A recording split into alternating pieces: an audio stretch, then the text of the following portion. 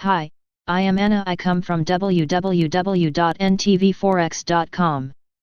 Forex news NTVforex.raffiboyadjian.xm.follow. Week ahead US, China data to keep recovery theme going. ECB, BoJ and BoC meet. Analysis point 7/10/2021 19:11 p.m. There will be no shortage of big headline events over the next few days as major data releases, central bank meetings and an EU gathering should make for a busy week. However, the primary focus will be on the recovery story amid further spikes in coronavirus cases in several countries, including the United States. Retail sales numbers out of America and second quarter GDP figures from China should reveal whether the growth rebound is maintaining momentum. On the other hand, policy meetings in Canada, the Eurozone, and Japan may not necessarily produce much excitement as all three central banks are anticipated to stand pat. Instead, investors will be more concerned about how close European Union leaders are to agreeing on a substantial fiscal stimulus.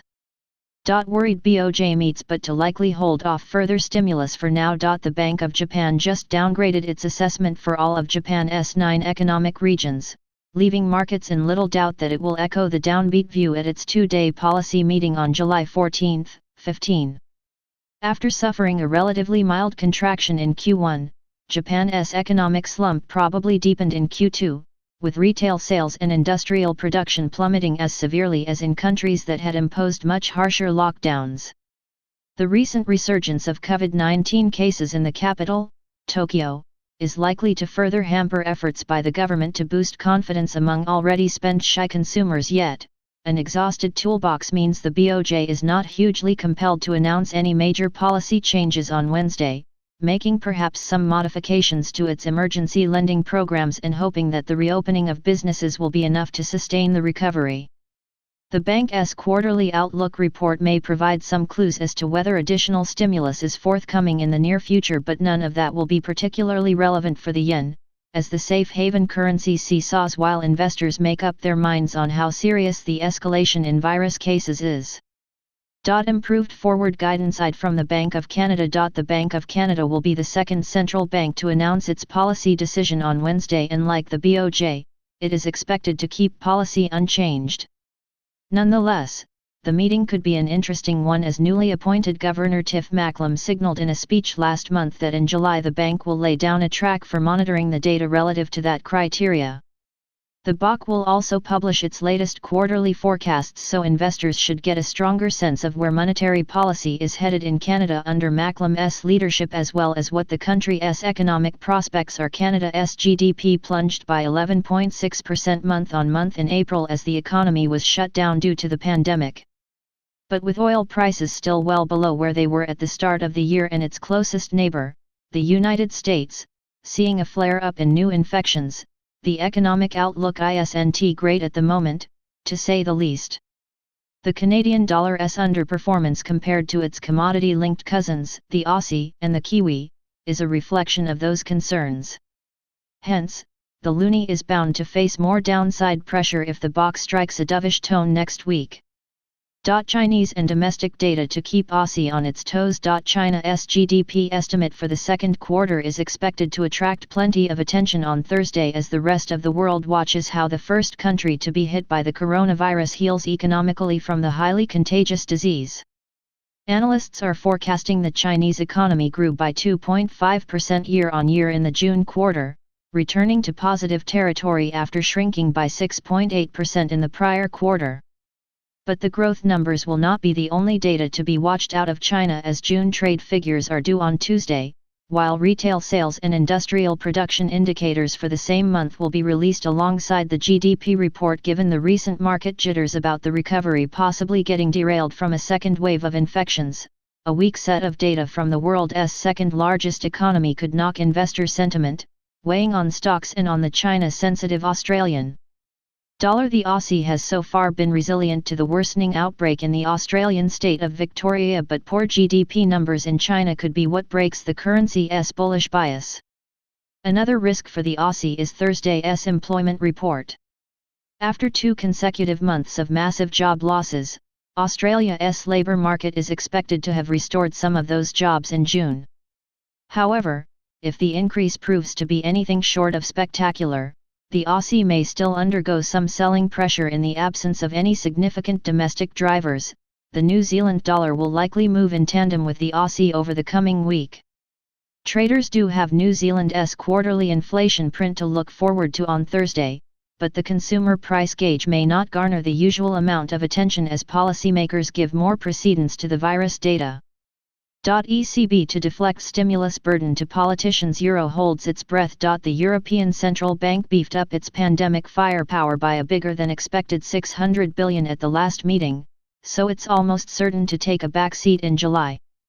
However, that's not to say President Christine Lagarde will get an easy ride at her post-meeting press conference on Thursday, as she will probably be quizzed about rumors of a split within the Governing Council about how much of the emergency bond purchases should be weighted towards struggling Eurozone members like Italy. However, Lagarde is likely to be less evasive when it comes to urging the EU to step up to the plate in the pandemic response. EU leaders meet on July 17-18 for a special summit on a virus relief fund after failing to reach an agreement in June. But a deal is still not guaranteed despite the backing for a 750 rescue package by Germany's Angela Merkel. The euro could find itself back on a negative footing against the US dollar if another delay or a compromise deal leaves investors less than impressed, rekindling concerns about the Eurozone's recovery prospects without a generous handout by the bloc to support the worst-hit member states. On the data front, traders will be eyeing a turnaround in euro area industrial output in May. On Tuesday, though Germany's ZEW Economic Sentiment Index due the same day may paint a more mixed picture on business conditions in July. Pound to be inundated by barrage of UK data. As Brexit talks limp on, the next round takes place in Brussels next week. Any hints of progress could further bolster the pound, which has perked up on news that the EU may be willing to make concessions on fishing rights.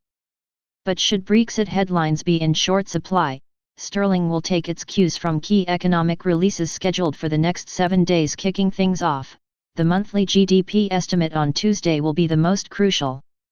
Total economic output collapsed by 20.4% in April as the UK went into lockdown. Investors will be wishing to see a modest recovery in May as some restrictions began to be lifted. Industrial and manufacturing production figures for the same month are also out on Tuesday, along with trade numbers.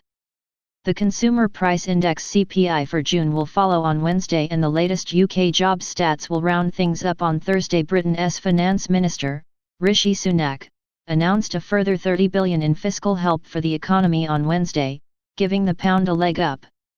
If there are signs that growth started to bounce back at an encouraging pace in May, the UK currency could get an additional boost in the coming week. However, the rebound could easily falter if global risk appetite was to deteriorate amid worries about the alarming acceleration in virus cases in a growing list of countries. Recovery in U.S. retail sales expected to slow. Over in the U.S., the June retail sales report will headline a busy calendar week. But before that, CPI figures will be viewed on Tuesday. The Empire State Manufacturing Index for July and industrial output numbers for June will be important on Wednesday, while on Thursday, the Philly Fed manufacturing gauge will accompany the retail sales data. Finally, building permits and housing starts are due on Friday, both of which are forecast to have risen in June, and wrapping up the week will be the preliminary reading of the University of Michigan's Consumer Sentiment Survey. The dollar has been edging lower over the past 10 days as once again, optimism that the U.S. and global economy will recover strongly from the pandemic overpowers fears that the world is on the verge of a second virus wave. Should next week's data be mostly positive, traders will have yet more reason to ignore the warning signs. However, if the forecasts are anything to go by, traders are more likely to be underwhelmed. U.S. retail sales are projected to have increased by 4.8% in June, slowing considerably from the prior 17.7%. If confirmed, the figures would suggest consumption is not rebounding as quickly as hoped, with the stalling of plans by some states to reopen their economies possibly being to blame for the slowdown. With the risk on mood looking increasingly fragile, any disappointment in the U.S. data could spark some panic selling, hurting stocks on Wall Street and boosting the greenback, which has continued to behave as a safe haven throughout this pandemic. The next few weeks are already expected to see increased volatility as the new earnings season gets underway.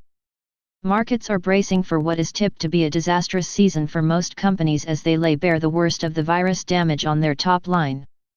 Subscribe our channel to receive the news as soon as possible. Thank you for watching.